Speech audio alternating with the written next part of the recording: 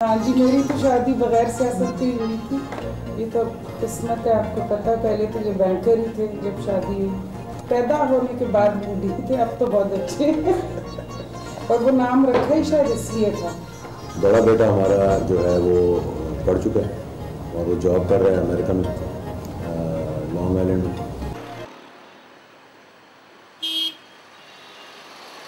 पाकिस्तान मुस्लिम league Ziaul हक group के सदर एजाजुल हक सुबह देर से सोकर उठने के आदी हैं। रावलपिंडी में उनकी रिहाइशगाह पर पहुंचे तो एजाजुल हक अभी तक तैयारी में मसरूफ़ थे।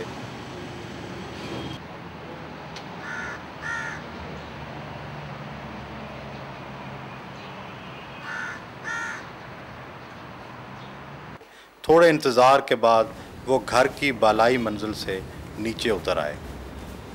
अस्सलाम वालेकुम। अस्सलाम वालेकुम। क्या हाल है? सॉरी मैं थोड़ा लेट हो गया। आइए। इस दौरान नाश्ते का वक्त हो गया है।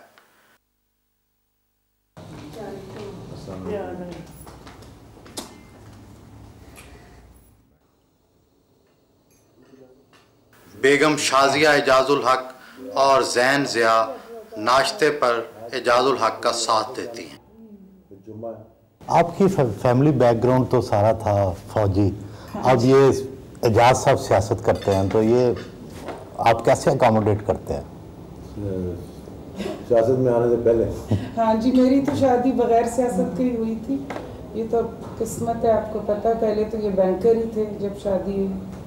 तो ये तो बात के किस्मत के खेल हैं। शुक्र है अल्लाह का, अच्छी गुजर रही है। तो आमतौर पे मशहूर है कि एजाज साहब बड़े मूडी हैं।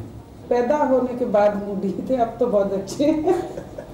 और वो नाम रखा ही शायद इसलिए था कि मूडी थे ये। और फर्स्ट शायद घर में थे, बच्चा जैसे फैमिली में होता है। पर अब तो शुक्र है मूडी नहीं है। और बच्चों की तालीम में बाकी चीज़ों में दिलचस्पी लेते हैं? देखना खुद ही सर है।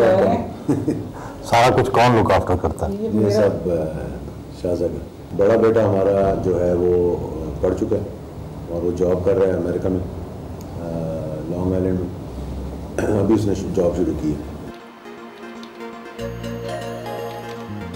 भाई कैसे लगते हैं आपको? बहुत अच्छी है। जलसों में जाती हैं, तकरीरें करती हैं? हाँ, बहुत। सियासत में आपकी दिलचस्पी है, नवाज शरीफ के साथ आपका बड़ा मिलना जुलना रहा, कैसे लगते हैं आपको? तो जी आपका भाई है ला, फिर जी नवाज शरीफ मेरा भी भाई है। लेकिन ईद दफा ईद मुबारक फूल करता है और मैं हैप्पी बर्थडे नवाज शरीफ फूल करता है बस। लेकिन नवाज शरीफ बहुत अच्छा है। कंप्यूटर में दिलचस्पी कब से आपको? 91 में जब मेरा अम्मी थी। हाँ जी भी। क्या हाल है आपका? मैं जी कंप्यूटर करी हूँ। काम खत्म हो गया अभी तक? हाँ जी। वक्त मिले तो अपने वालिद ज़ियाउल हक की कायम करदा लाइब्रेरी में जाकर कुतब का मुतालिया करते हैं। लाइब्रेरी में नादर किताबें और रसायल का एक पूरा मजमुआ है। आपके मुखालफिन ये भी कहते हैं कि जनरल साहब आपको पॉलिटिक्स से दूर रखना चाहते थे। इसमें कोई शक नहीं है। उनका कोई ख्वाहिश नहीं थी कि मैं पॉलिटिक्स में आऊँ या फैमिली में से कोई पॉलिटिक्स में आए, क्योंकि उनका खुद पॉलिटिकल माइंड नहीं था, पॉलिटिकल बैकग्राउंड नहीं था। ऐसा नहीं लगता कि आपने कुछ गलत फैसला किया मुस्लिम लीग कायदे-आज़म छोड़ के चंद दिन पहले? नहीं, गलत तो नहीं था। ये दूसरी मर्तबा इस किस्म का हुआ था। अगर पार्टी के अंदर एक दूसरे पर इत्मीनान ना कर सकें, ट्रस्ट ना कर सकें, और मेरे लिए एक वाज़ेह अपॉर्चुनिटी थी, यानी कि कंटेस्ट करना इलेक्शंस, और मैंने कोई कंटेस्ट अपनी मर्ज़ी पे नहीं किया था, यानी कि मैं कहूँ जी मैंने लड़ना है। ये सब का एक कंसेंसस था कि लीडरशिप का एक वैक्यूम है और उसको फिल करना है। किसका कंसेंसस था?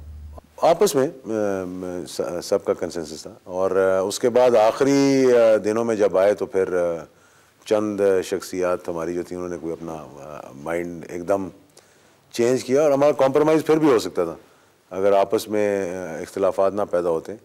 और कुछ मियाँदर साहब ने एकदम अपने आप को बैकग्राउंड में ले गए, यानी कि उस पिक्चर से ही निकाल दिया, जैसे कि उनका कोई रोल ही नहीं है।